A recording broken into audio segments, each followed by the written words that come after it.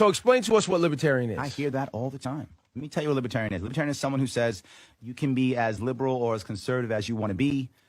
Just don't force others to be like you.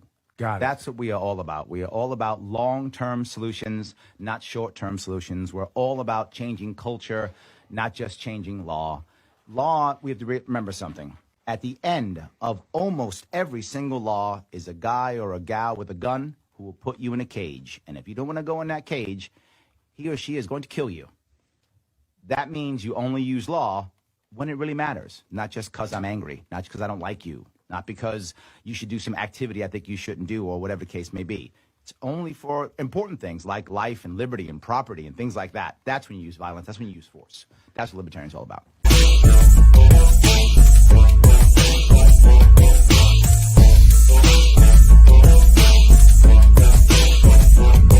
Welcome to Libertarians Drinking Coffee Live. Yes, the brand is still strong. That's my daughter. So yes, we are here. It's 3 p.m. on the East Coast, which means you got to go look at my handsome mug.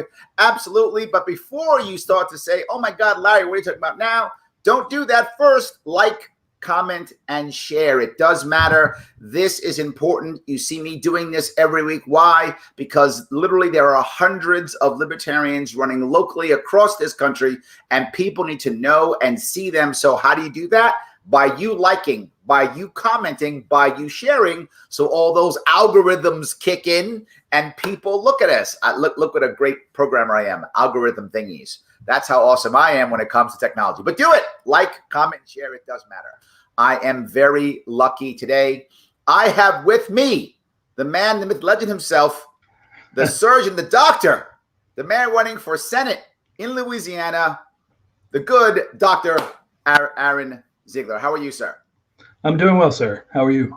Awesome. I'm glad you came. For those of you who want more information, please go to his Facebook page, Sigler for Senate. That is his Facebook page. Check him out. See what he's doing and what's rocking and rolling. So let me ask you the question that you will hear me ask everybody. There are many ways you could affect liberty in this country. There are many ways you could help out, but you chose run for Senate this year. Why?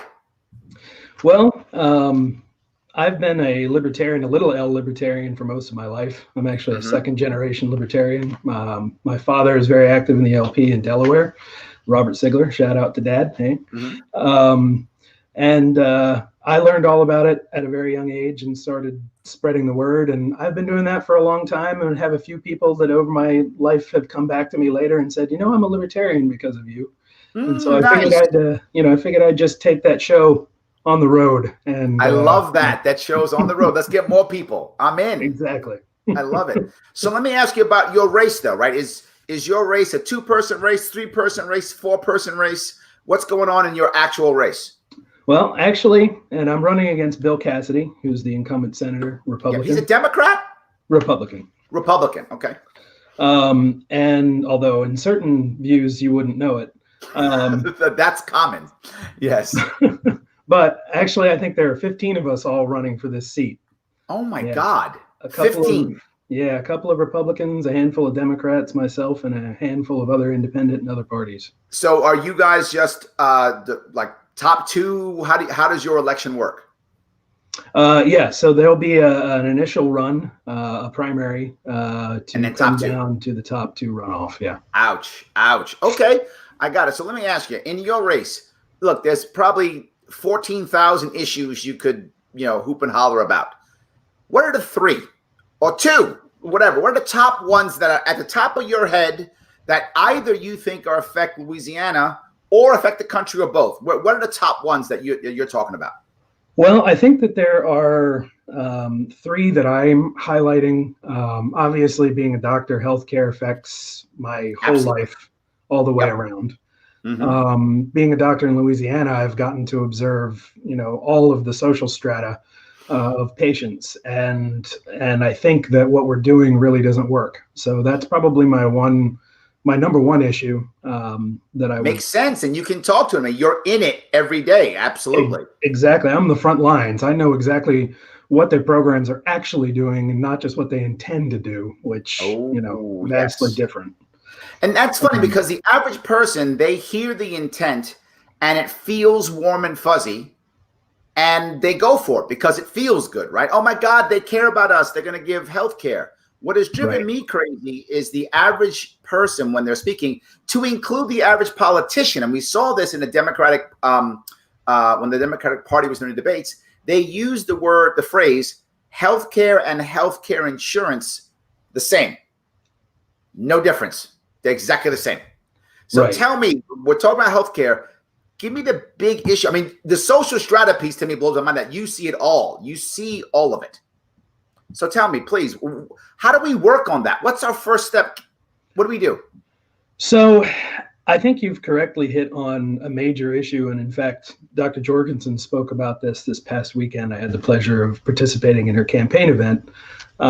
Shout out JoCo 2020. So one of the, like you and I have spoken, two things that I don't like. One, somehow we have forgotten that the two people that are directly involved in the exchange of goods and services, that is healthcare, are the doctor and the patient. Yes. And over the last 70 years or so, we've allowed other middlemen to come in between us. And I think that we've gotten so far down this rabbit hole that we just need to stop. We need to stop our forward progression because we keep slapping Band-Aids on something that's just getting further and further, out of control. So you're literally doing the do no harm. Right, exactly. You're literally saying, let's just stop hurting. One of my favorite things to say to people when I'm talking to them about this is, and this is for government in general, but particularly as it pertains to healthcare, the cure for poison is not more poison. We need to stop drinking the poison first. Right, yes. And then, find the antidote and move away from it. Right. Then recover, right? First stop hurting yourself, then recover. Exactly. Got it. Okay, that's good. So healthcare, obviously, number one, you're going to be speaking from a position of authority, which I love. And you're talking about stopping to do the harm. My assumption is, though, when someone hears you say that, they get scared, right? They're like, but what about when I get sick and I need coverage and my friend got sick or my friend went bankrupt? There's got to be a lot of fear around this subject. Right. Well, I think, and I've heard it from patients myself. And one thing that I've observed, and this is something that this is what I would tell them, is you're being sold a bill of goods that really doesn't do what you think it does. And I'll illustrate my exact experience. When I first started my practice in Louisiana, in order to expand my my practice and extend my reach, I accepted all walks of insurance, Medicaid, Medicare, private insurance, everything. And what I found, being one of the only neurosurgeons in Louisiana that was accepting of Medicaid, was that people were coming from around the state to me because they couldn't find anybody more, close to home to go to. Wow. And, that's problematic. Yes. The thing is that, the expansion of Medicaid and all of that sounds great. So now you've got Medicaid, but doctors and hospitals and various groups don't necessarily take it and aren't obligated to do so. And of course, I support their right to choose that, of course. But it really doesn't give you the coverage you think it does. And it's very much like the VA system. I, as a neurosurgeon, have seen VA patients just because there aren't neurosurgeons within the VA system. Right. And it's one of those rare indications where the VA actually does what they should do, and that's attach whatever payment they're going to attach to the vet and not to the system. Right. And, because they come to me and I'm one of the only people that'll see them. Well, it's funny you bring that up because I live in New York City, as you know, and in my city, most of the best doctors don't take insurance at all. No insurance, right? Exactly. So what happens is now you have a two-tiered system. The wealthy get the best doctors and they pay in cash. And because of that, the doctors know that and they raise their prices. Exactly. So they actually raise their prices because they can get it because their clientele is only the wealthy. So they raise their prices, they see less of them. And then the doctors who aren't that good or new, they're taking all of the people who are on some form of insurance.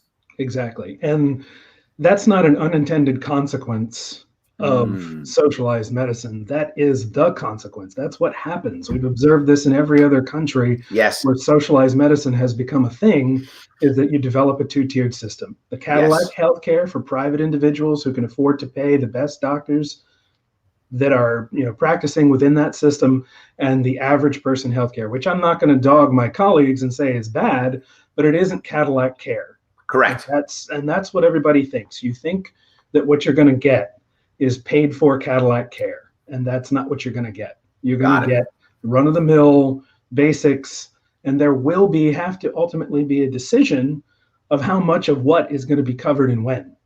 That's just how it's going to have to work, because our resources will be limited, and that's it. And the government will be arbitrary, because it always is. Exactly. It just is. It'll go, well, if you're 51 and a half, then you don't get this. But if you're 51 and 5 months and 30 days, then you do get this thing. It'll be stuff just like that. Exactly right. Exactly. Yeah. And I would love to be able to take all the middlemen out of healthcare and get us back to a system.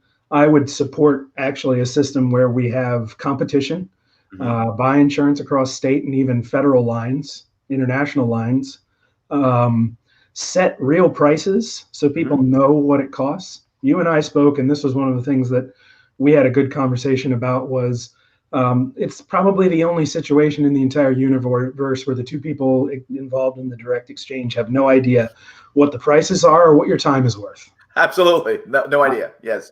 And that's a travesty. That's not how it should be. If a person walks into my office and asks me what a certain procedure or a certain test costs, my literal response is, we're going to have to check with your insurance. Yeah. You can't tell. Yes. You don't know. It's crazy. That's unacceptable. Absolutely. Yes. All right, good. So healthcare is a big deal. I'm glad you're talking about that. Give me the second issue. So one of the hot button issues that I think, and it encompasses several areas that that are near and dear to my heart, are the social justice issues. And this is my sort of Trojan horse to get a few near and dear topics in. But I think what we've observed is there's been a very vocal group of people who, rightfully so, have recognized a very painful wound within our country. And we've got nothing but Band-Aids and placation from the two major parties. Yep. Instead of addressing the things that have wound us up in this situation in the first place. The chief, I think, on that is the drug war, which has created an over-militarization of our police force. The gun control, which has stripped people of their right within cities, especially to defend themselves and their property on their own. Absolutely. Qualified immunity is another problem that I would love to see gone, and of course, victimless crimes. So those four pieces in your world, that's kind of like your social justice package. Exactly. Got it. Okay. I like it. So it's a 4-point package. Right. Got it. Okay. So let's walk down those roads, right? Sure. They seem to be scary with the gun part and the end of war on drugs, right? You're going to have people go, well, wait a minute. The left is going to get scared of the guns, right? And the right's going to get scared of ending the war on drugs. So now you're scaring both sides, right? So, right? Because, the right wants to keep the war on drugs forever, and the left wants to get rid of guns completely. So now you're saying, no, end the war on drugs and allow a Second Amendment. You're going to make both of them angry, right? So how do you handle that dichotomy? Is that dichotomy, that issue? That issue. So one of the things that I think it can be understood by everyone, and of course, as a physician, I also understand that we're addicted to the drug of state. And it's going to, our ideals are that, that's where I want to be, right? Sure. And ultimately, when I'm elected to the Senate, I would have to work with my colleagues. And the main thing that I would want to be able to do is to at least tackle some issues immediately. And I think one thing that everybody can get behind, pretty much within the center, barring the extremes on either side, is legalizing marijuana. So that's exactly where I would want to start. Got it. I don't think that that's an issue that's hard to sell. So that's the beginning of fighting the war on drugs. Right. Because I think that can be a test bed experiment for us to prove. And we've already observed this in a couple of states and a couple of countries around the world that it works. Right. I don't know, my main thing is, at the very least, what we need to stop doing is treating drug addiction and drug abuse like it's a criminal problem when it's very clearly a medical issue, as my colleague, Dr. Wetzman, who you interviewed a little while ago, would be fond of pointing out. And that we need to stop prosecuting people and criminalizing people that are potentially treating underlying medical issues. Sure. One of the things that I learned in medical school that stuck with me, and I think it lowballs the idea, is that over 50% of people who abuse drugs are self-treating with illegal drugs for underlying mental health issues. Yeah. And I don't think after more than 10 years of direct patient experience, I think it's a lot higher than 50%. And I think that touches on another issue that's near and dear to my heart, is that we in this country treat mental health as a stigma, rather than an actual health issue that we need to actually treat and accept. And so I think that the drug issue brings that in as well, and it sort of is something a lot of people should be able to get behind as well. And also not label, right? Right. I mean, if someone, say, for example, I'm making this up, broke their leg. Right. Your leg isn't broken forever. Exactly. Right? It's broken. And while it's broken, you're not going to be able to run a marathon. Got it. Exactly. But once it's fixed, you might be able to run a marathon again, or at least walk around normally, right? You could still function. We don't look around and go, oh, that guy, he's one of them broke leg types. We don't do that, right? Exactly. We don't. No, we don't. If you have a mental issue, oh, he's one of them. Now all of a sudden we stigmatize somebody, but he broke his leg. Same thing, right? You deal with the issue, you treat it, then it's no longer there anymore. You've now repaired. So I think you're totally right. I love that idea of mixing those two together, because even if you personally, someone watching this, hasn't had a mental issue, for sure, if you have it, you know someone who has. Right. For sure. Exactly. Either you've had one, or you know someone who has, or both. Exactly. Simply how it works. It's part of our culture. And likely, we all know someone who's struggled with addiction. Absolutely. Yes, probably that too. Absolutely. Yes. Whether it's alcohol, which is still a drug.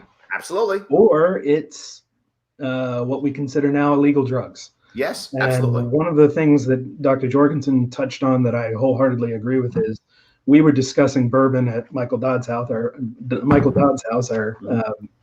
vice chair here in Louisiana. And she said, I like to remind everybody, especially my students, that it is in fact a drug, and that we already proved that prohibition doesn't work. Yep. And the drug war is still prohibition by any other name. A rose, in this case, this rose smells. Mine's caffeine. Exactly. Mine's caffeine. I had a healthy dose before I came on the show this morning. I tell people all the time, I'm the squarest guy except Mormons. Mormons got me beat because they don't even take caffeine. Mormons got me beat. But except Mormons, I'm probably the squarest guy in the room. That's my only drug is caffeine. That's it.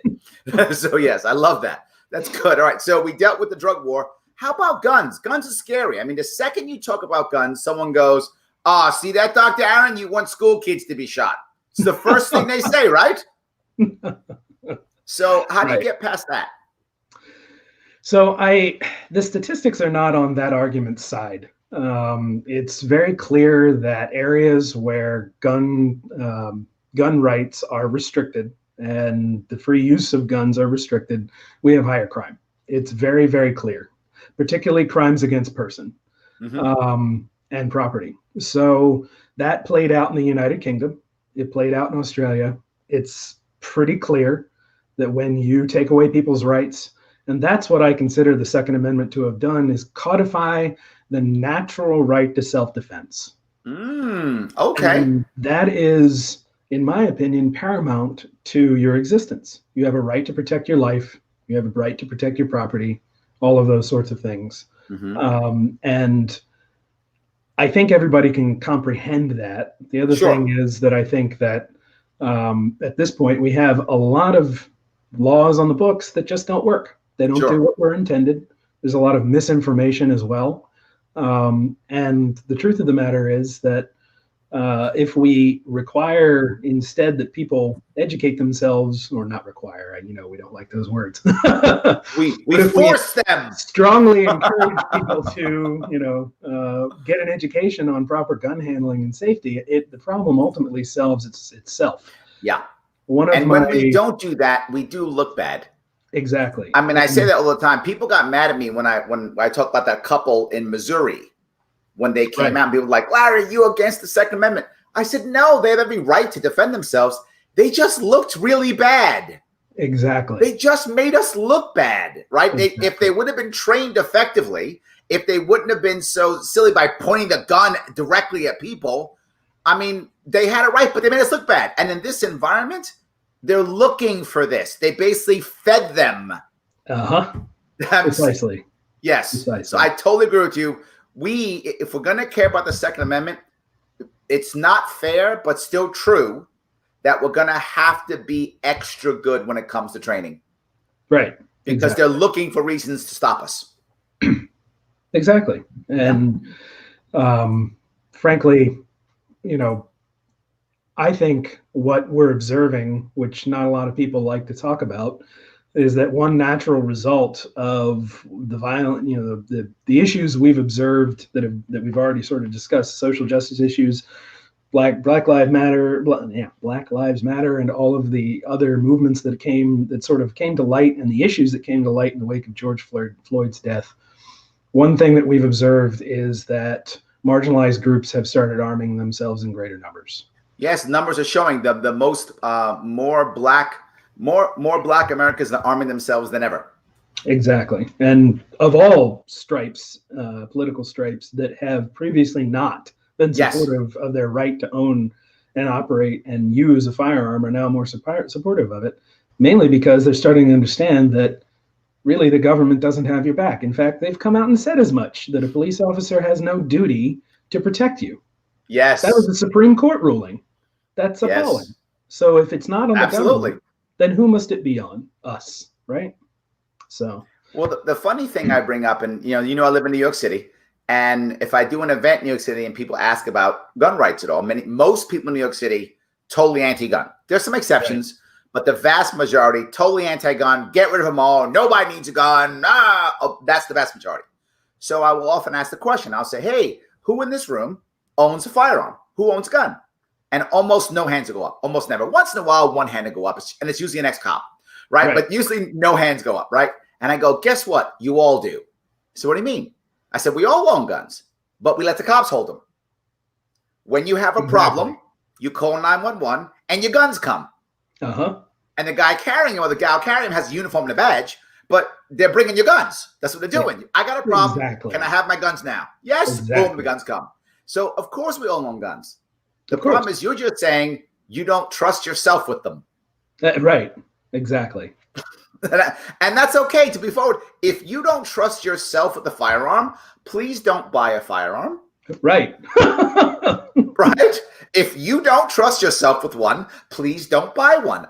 That's a good idea. We're on the same page there. That's called personal responsibility. It doesn't mean you should stop somebody else, right, from having it.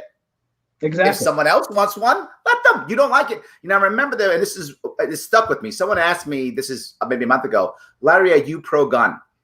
I said, I'm not necessarily pro-gun. I'm pro-Second Amendment. And there's a difference because the Second Amendment is the right to bear arms. Exactly. Right to defend yourself. And if you want to use nunchucks and think you're Bruce Lee or Jackie Chan, go ahead, right? Whatever, just defend yourself. So I'm very much pro-Second Amendment. So that's all. I just want to bring that piece up. So I love where you're going with all these things. This is great. So let's walk down that road now to the BLM. You brought it up. The murder of George Floyd just is literally transforming our country right now, right? And yes, don't get me wrong. I hope this is clear when I say this. George Floyd, I wish he wasn't murdered. Of course, I wish that. What I'm saying is the explosion behind his murder was multiplied because we took 30 million Americans, shoved them at home for 3 months, and they had nothing to do. They don't have to go back to work the next day. And we gave them a purpose. And the purpose was George Floyd's murder, get that cop. And they took advantage of it and they blew out there and boom, they were out. Again, I'm not trying to put his murder down in any way. I feel horrible for his loved ones. It was terrible and he shouldn't have been murdered. What I'm saying, though, is, it's exploded. And I tease all the time saying, you can't protest for 5 weeks if you got to be to work at 9 o'clock in the morning. Right. But when you don't got to be at work, let's protest in a couple of days. Right. But what's your view on the aftermath of the protesting, to include the violence and the nonviolence, right? What's your take on this? So obviously we've already discussed issues, the real issues that I see that we should be addressing to actually get the change that we all want behind this movement. And frankly, he was murdered. It was a distinct tragedy. I watched that video once the remaining badge cam footage came out, and I had a couple of people saying, "Look, he shouldn't have done this. He shouldn't have done that." And I'm like, I am a medical professional, and what I watched was a person have a full-blown panic attack, and police handle it incredibly poorly. That's what I observed. And I know that doesn't necessarily excuse, the actions that the individual must own as well, but it certainly reveals that we have a problem when it comes to how our police are being trained to interact with citizens. Yes, and to treat us absolutely. all as an enemy. And frankly, I understand, and I was happy to see that there was such a commentary and such a groundswell for something to be done and some change to happen.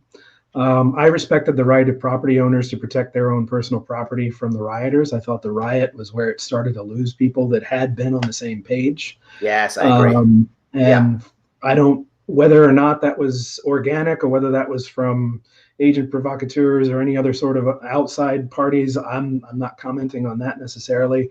What I view as the deeper problem is, when it came time for our legislative body and all of our legislators across all the country to do something about it, some of them stepped up and did some things that were effective, like ending qualified immunity. The vast majority of them did, political theatrics, placating maneuvers, and really sidestepped the actual issue. And 100%. that is, I think, the biggest travesty of all, is that all of this energy, all of this fact that we were all on the same page has become diluted. Yes. And warped. And we lost the good grace and everything, all the positive energy that we had coming off of it. Right. No, I agree. I think is terrible. And I think that really we need to get back to the issues we've already addressed and reframe and refocus and do something that actually will help make this system better. But, there we that go. Requires a lot more spine on behalf of our governing. It does. And right now the status quo works for them. So they're going to find any excuse to go back to the status quo. Exactly. Right. I mean, look, did George Floyd do some things he shouldn't have done? Yes. Does that mean that he deserved to be choked to death in public? No. Right. So even his supposed crime, his supposed crime doesn't fit a punishment of death. Absolutely. And frankly, even guilty people, like the meme says, don't necessarily deserve to be killed by the police. Yes, absolutely. So, that's the issue. And we're making it left and right. Either he was an evil guy who deserved to die, or all the cops are racist people who can't wait to kill a minority, right? Both of those are wrong. Right, exactly. Both of those are wrong. It's somewhere in the middle. You've got a guy who made mistakes, and you got cops who overreacted. And it takes us so far away from what the actual issues are, what the actual problems are, and how we got to this point in the first place, that it's terrible. And I hate to see what obviously was a national unifying moment devolve into political theatrics and waste. And hopefully we can somehow try to repair that.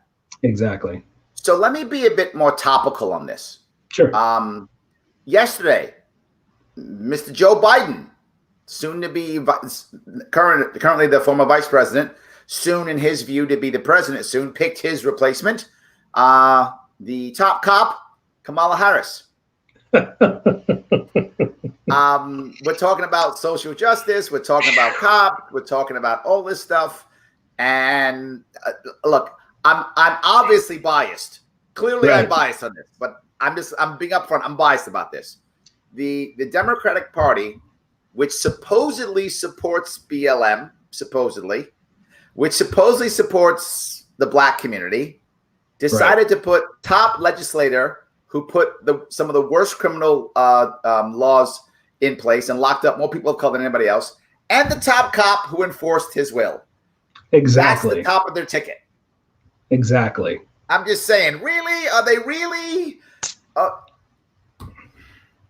Please go ahead. I've said my piece. I think you encapsulated it entirely. We've gone from, now remember, I'm originally from Delaware. Mm-hmm. That's Joe Biden Biden's was your my guy. senator. He was my senator. I know who Joe Biden is. I watched it happen. Which, incidentally, he's from Pennsylvania, not Delaware. Oh, right. Then he moved. Yeah, exactly. In order to be the senator, of course. You know. So anyway, but I know exactly who Joe Biden is. He authored the 1994 crime bill. He's a drug warrior through and through. Mm-hmm. I recognize that certain people can change their mind on certain beliefs, but he's had an entire career to walk back all of this garbage that he's done, and he hasn't done it. Absolutely. And in 50 years, he's gotten us. He helped create the situation to what it is. We really believe that in the last potentially 4 years of his career, you know, if he lasts that long, that he's going to walk it back and right all of the wrongs and fix everything that's been done. Oh, guys, I was just kidding. Just kidding. Exactly. And yes. And then you, not only on top of that, which I've been saying since he was nominated, we have this choice that makes absolutely no sense. Literally the guy who authored it and the woman who executed it. Yes, that's correct. Yes. Crazy. So did the last 2.5 months mean nothing? I guess. I'm frankly appalled. And this goes right back to what we've been saying. This has essentially come down to a placating maneuver. Yes, I think you're right. It's more theater you talked about. Does nothing to actually fix the actual problems. Mm-hmm. And you've chosen two drug warriors who have no intention of helping to walk back the drug war, even legalize marijuana. Biden's come out and said that's not a thing on his campaign. I mean, absolutely. This doesn't make any sense from an actual policy and record point of view. So let me go back to your race then. With what's going on, the division that we see, and tons of division, fear, COVID response, shutting the so many states down, making people afraid to come out and do things. How do you make impact? How do you get the word out so that people hear you? How do we do that? So the main thing I've been trying to do is utilize social media, which I think is, in the times of COVID, is probably the best, most effective way. Certainly the most legal way at this point of getting our reach. I think more and more people are tuning in to social media. Wonderful people like yourself who are helping the cause and using your voice to help all of us smaller candidates, lesser known voices get ours out. I think that's important. But I think my main game right now has been social media and just basically trying to be the voice that offers what I consider to be a genuine alternative. And do you think you have a couple of niches? Like, is there a group of people who the second they hear your message go, Dr. Aaron, that's my guy. Oh my God, I'm voting for him. Do you have some niches that you think will come to you naturally? I think, first of all, I have supporters within this race that I've had debates with on topics that come from both sides of the aisle who have said, I don't care who else is running. You have my vote. You're a genuine guy. And I know that you mean what you say. And I think being genuine is part of it. I'm exactly who you see on all of this, essentially. And I think that that's one of my strong points. I think Obviously, on social issues, I hopefully, or I think I appeal to the middle, and I think that's really what I'm trying to do. I think based on my own experience, I've observed that a lot of people in the United States are probably libertarian, or at least libertarian sympathetic, or at least can find something within libertarian philosophy that they can appreciate. I think that's true. And I think that right now, at least during this part of the campaign, Republicans and Democrats are really trying to cater to the extremes, and they're losing the middle in a big way. And I think that by appealing more to the middle, we as a whole can sort of create an inroad Okay. and expand our reach. Because frankly, the people that I know that are very hardcore on one particular issue or another, are very hardcore, have always been Democrats or have always been Republicans. Yeah. I'm not going to reach them. They've Right. already decided. And my they're just message looking is for that- a reason to say no to you anyway. Exactly. Oh, you disagree with me on this one thing, Issue. even though 75 we're exactly right? This Exactly. one thing, that's it. I'm going back to Democrat. I'm going back to Republican. Yep. Which is, it just confuses me, because you're willing to excuse that out of the R's or the D's. Absolutely. Yes. You won't out of another alternative. That's correct. That doesn't follow. Yes. So do you have a cool slogan? Do you have like a build that wall or a Medicaid for all? Do you have a cool slogan? Mine's a little bit longer. It goes, politics isn't brain surgery, but if it were, I've got that covered. Ooh, I like that. Politics isn't brain surgery, but if it were, I got that covered. I like that. Yes. Maybe politics should be brain surgery. Right? Maybe it should be. That's the thing. Maybe it absolutely should be that. Oh, I love that. Oh, it's so good. So good. Yeah. Oh, nice. So let me go to the next piece if I could. Sure. I hope you win. My God, I hope you win. It'd be amazing if your voice could get out. It'd be amazing if you could, speak the way you speak in the halls of our Congress. That'd be awesome. Assuming that you don't win, because a lot of times libertarians don't win. That's just the reality of life, right? A lot of time we don't. This is true. Have you decided what is kind of like a secondary win, right? For me, it was easy to create a consolation prize. It was ballot access, right? If I lose, I get ballot access. Yay, I still get a win. But a lot of people don't have that, right? That's not the consolation prize. So they have to figure out, what is my secondary win? How do I measure that if I don't actually take the seat? Have you done that? So my secondary win, I think I've already done. Okay. When I started this, I didn't know how much support I would really get. And frankly, I've been a bit overwhelmed with the amount of support that I've received and the number of people that I've actually reached, who I know personally, who we've not really spoken about these things. They're like, wow, I kind of knew what you were about, but I'm really on board. This is amazing. So just, I think, trying to get the message of liberty out and to at least have a serious conversation about what the genuine issues in our country are, and get people to wake up to the idea that they're really, this political, it's just exactly as I've been saying, it's political theater. It's not actual solutions to anything that are being offered by red versus blue. That I think that's already been rewarding. And I think getting the message out is my reward if I don't win. So. Well, for those of you who want to help out the good doctor, please head on over to his Facebook page, Sigler for Senate. That's with an S. Sometimes I pronounce it like a Z because my mom was German, so I go Ziegler because I just sorry. Also, Sigler for Senate on Instagram. On Instagram too, yes. Go ahead and do that. I'm sorry if I go Ziegler, but yes, please go ahead and do that. And look, if you're in Louisiana, support him. He needs help. Yes, right? please. Not just cash. He needs cash, but not just cash. If you got the cash, obviously give him the cash if you got it. If you're Louisiana, I get it. But if you don't, he needs people to wave signs. He needs people to go to events. He needs people to do social media. Some of you are good at social media. I see you liking, commenting, and sharing all day. So you got at least an hour a day on social media. If you live in Louisiana, why wouldn't you go to his Facebook page, connect to him, and help him out? And one of the most important things that I'm finding about Louisiana is word of mouth is a big deal. So spread the word to your friends. Yes, absolutely. 100%.